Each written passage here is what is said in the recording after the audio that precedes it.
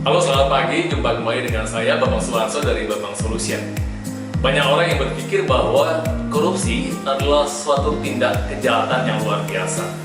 Saya setuju itu. Kenapa? Karena tindak pidana korupsi itu dilakukan secara terencana, sistematis, dan sangat kompleks oleh para pelaku tindak pidana korupsi. Lalu kemudian orang berpikir bagaimana caranya supaya tindakan korupsi ini bisa berkurang di bumi Indonesia. Salah satunya adalah banyak orang mengusulkan adanya undang-undang perampasan aset. Tapi kita pernah dengar bahwa di salah satu kesempatan bahkan ada orang yang berpikir atau tidak mau menjalankan itu. Kenapa?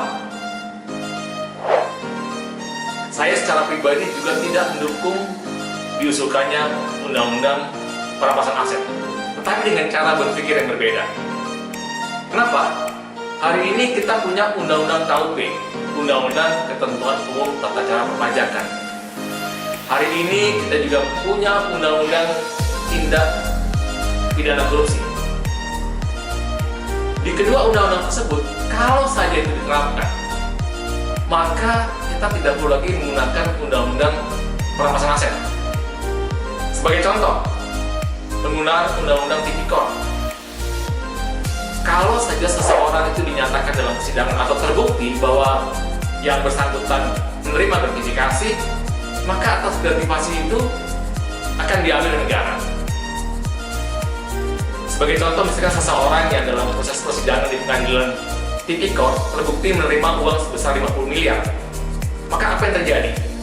Yang terjadi adalah bahwa orang itu kemudian tidak lama atas uang yang diambilnya dirampas oleh negara. Dan menggunakan Undang-Undang KUP, Undang-Undang Ketentuan Umum Perpajakan, pasal 39 sampai dengan 43, dikatakan, barang siapa dengan sengaja tidak melaporkan penghasilan, maka dia akan dikenakan pajak. Tarif pajak yang berlaku saat ini di atas 5 juta adalah 30%. Nah, kalau saja misalkan seseorang dianggap mengambil uang atau tidak melaporkan penghasilan sebesar 50 miliar, maka dia akan kena, katakanlah misalkan 50 miliar, jika 30%, anggap saja 15 miliar. Tetapi ingat, ada sanksi 400%.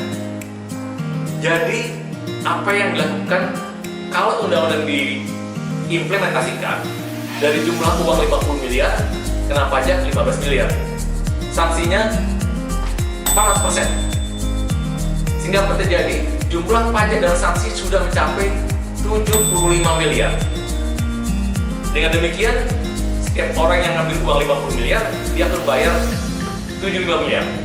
Dia sudah negatif, sudah miskin. Semoga ini bisa dimengerti oleh teman-teman, sehingga kita juga bisa melaksanakan undang-undang yang sudah ada dan tidak perlu berpayah-payah mengusulkan undang-undang baru. Walaupun kejahatan korupsi dianggap kejahatan luar biasa, tapi masih banyak orang yang melakukan tindakan tersebut. Kenapa? Satu, hukuman atas pelaku tindakan korupsi itu masih rendah, sehingga mereka berpikir dihukum sekian tahun uang masih banyak. Nah, kalau orang itu dimiskinkan, orang akan berpikir dua kali.